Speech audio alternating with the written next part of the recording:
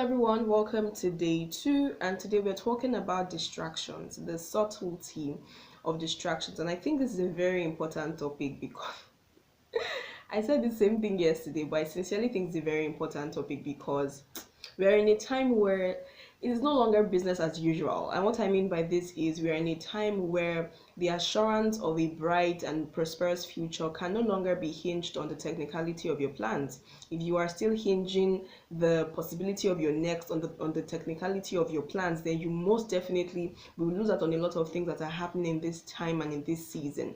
We're in a time where you have to utilize your godness to decipher the times and the seasons, as well as your specific assignment in those times and seasons. We're in a time where you cannot afford to work out or work without your spirituality. You really need it. I was saying these things at a virtual meeting that the Creatives Hub hosted recently, and I think it's just expedient that I repeat it here. We're in a time where your chance of being a part of the mighty move of this season is really based on your ability to focus on your focus. And focus is not just in your ability to steep yourself into anything, it is actually in your ability to steep yourself into what you should steep yourself into, right? And this is what will lead us into the conversation about distractions. Distractions come in the cutest form. A lot of people think, okay, if I'm focusing on white, that means my distraction will be black. It's a lie. Your distraction looks like white, but it's not white. Do you understand what I'm saying? Distractions come in the cutest form. Distractions is you doing what you can do but you're not supposed to do. In the words of Dr. Miles, the greatest enemy of doing the right thing is doing the good thing. Distractions can look like sticking to the seasons that you've been called out of, sticking to the season that has expired simply because of what you once enjoyed or what you are still enjoying from that particular season. Distractions could be those ambitions that has disabled you from unlocking your full potential. Some of your gifts, your talents, your abilities, your skills are meant to aid the fulfillment of your life's assignment, but they are not your life's assignment. What this then means is that the outgrowing of certain tools and the expiration of certain seasons is not a reduction, it's not you being reduced, it's actually a call to expansion. Yielding to the next is basically you reckoning that what brought you here might not be able to take you there. Transitioning from where you are to where you ought to be is a journey of exposure. It's a journey of transformation. It's a journey of light. It's a journey of exposure. And the beautiful thing about light is that light does not create, light reveals. So the beautiful thing about transitioning from where you are to where you ought to be is that light will start to shine on every blind spot, and you will start to see the distractions, the seemingly good stuff, the distractions that has debarred you from having a proper sense of identity. Now, what is a proper sense of identity? A proper sense of identity is when your sense of essence responds to who you are and not what you have or what you want to have. Now, the beautiful thing about this light is that it exposes the faulty paradigms, and it starts to grant you clarity. That is, you would start to see that your distractions could be those things that you already have, but because you are not aware that you have them, you have wasted time chasing after them. Let me give you an example. So there was I can't remember specifically, I know it is still happening, but there was a particular year, I can't remember that particular year, but it was really a big news how that musicians were in occultic groups. It was really a big news that time, and I remember just taking a step back and just thinking about it. Is it not amusing? Is it not amusing that some sect of people, aka the occultic group, will make some desperate people, the musicians, believe that if they can take what they have, the occultic group people, if they can take what they have to add to what they have, then they will become who they already are. So what I'm saying is, have you ever thought about the fact that they are joining occultic groups or whatever, but they don't give them voice. They don't teach you how to do riffs and runs. You will still have to gain mastery. They don't give you a special voice. You still have to, is it not amazing? And so they make you believe that if you can add what they have to what you already have, then you will become who you already are. The fact that you still need what I have is a proof that there is more to me than I am aware of. Do you understand what I'm saying? That is, you still need my gifts to give me something. Is it not crazy? Is it not wild? So the Bible says in Genesis chapter 1 that man was made in the image of God. Now the serpent comes in Genesis chapter 3 and says, eat from this tree and then you will be like God.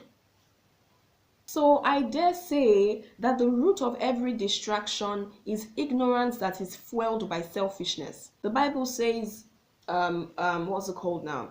Then God said, "Let us make man in our image, according to our likeness."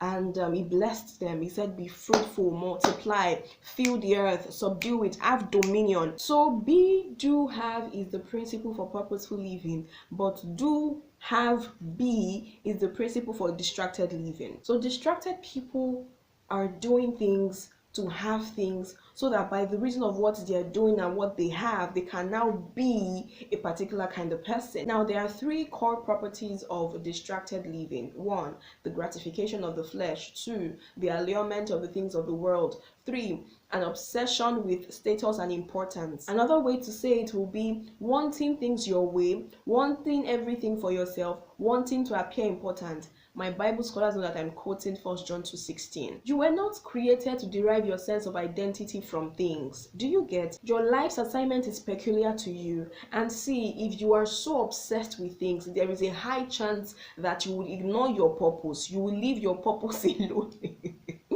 And chase the thing that can produce what you actually, that can produce those things, that can make you appear important, that can make you want everything for yourself. The funny thing is that you would find principles that glaze your, there are principles from top tier people that glaze thwarted sense of identity. Distractions dilute one's true sense of identity, inhibiting one from living to full potential. I am telling you, sometimes you will not know that what you are doing is out of what God will have you do, because what you are doing are also gifts from God. And now, the abilities, the skills, come and ask me.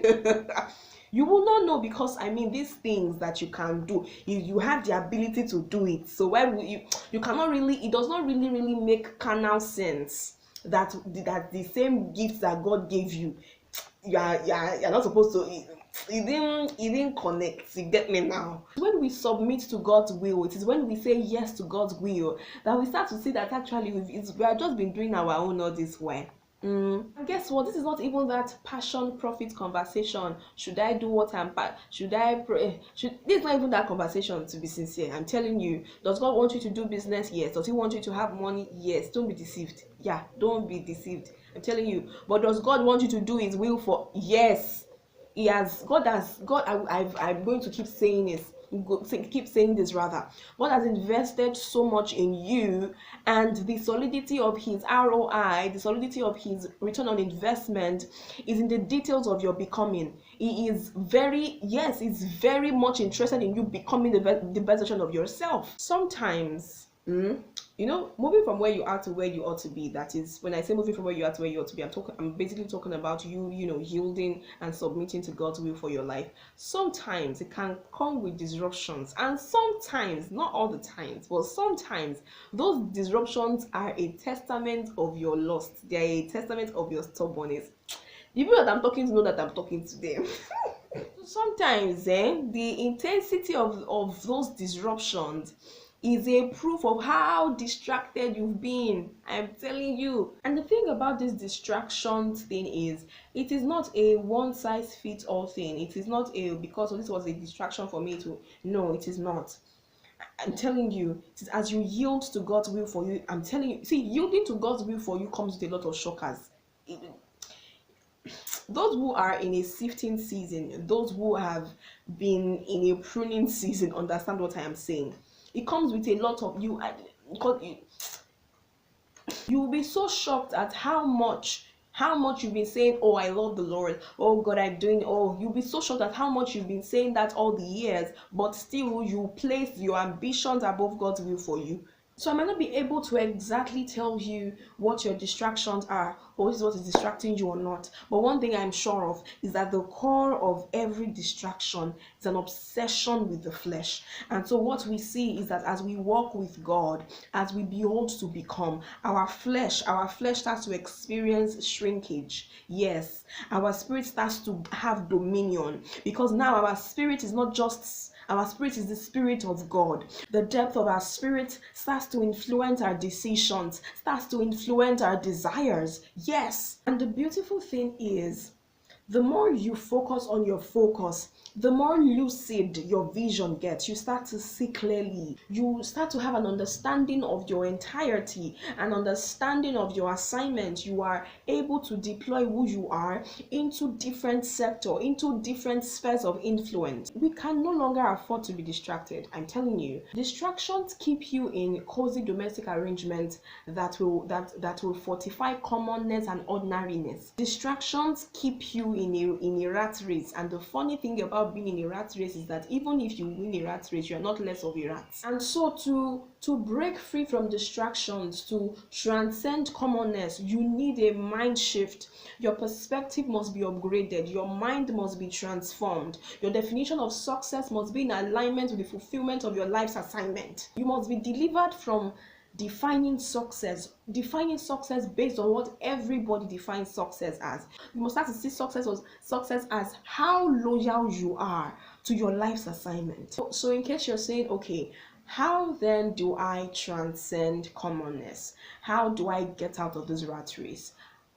Just a simple advice: avoid the urge to fix yourself. Instead, yield yourself to being fixed. I was initially talking about transitioning from where you are to where you ought to be, and I was saying that it is a journey of exposure and transformation. It is a journey of light, and the beautiful thing about this light is that it does not expose you to disgrace you. No, this light is bright enough to unveil your unhealthy mindset. It is brilliant enough to help you see who you really are, and it is powerful enough to transform you into that you that you can see. And this is a good place to remind you that true self-consciousness is God consciousness. The only way we can truly look inward is by beholding, because we know that as we behold, we will become. As we keep beholding our true identity, as we keep beholding who we really are, we automatically start to become that person. The more you behold, you start to lose taste for the thing that has been inhibiting you from living to full potential. The more you behold, you have clarity as regards your assignment, as regards your vision. The more you behold, you start to see the things that are actually around you, but you've not been able to see them because of the many distractions that has been distracting you, or that was distracting you. Lastly, I want you to remember that when these distractions are being taken off you, when this mindset, when you are being stripped of this mindset that has been hindering your full potential, I want you to always remember that no matter how hard it might be, especially because these distractions might be things that you've been used to, no matter how hard it might be, no matter how disruptive it might be, I want you to always remember that it is not a reduction, rather it is an expansion. I really hope this video blessed you. If it did, ensure to share it with someone, and I'm going to see you tomorrow.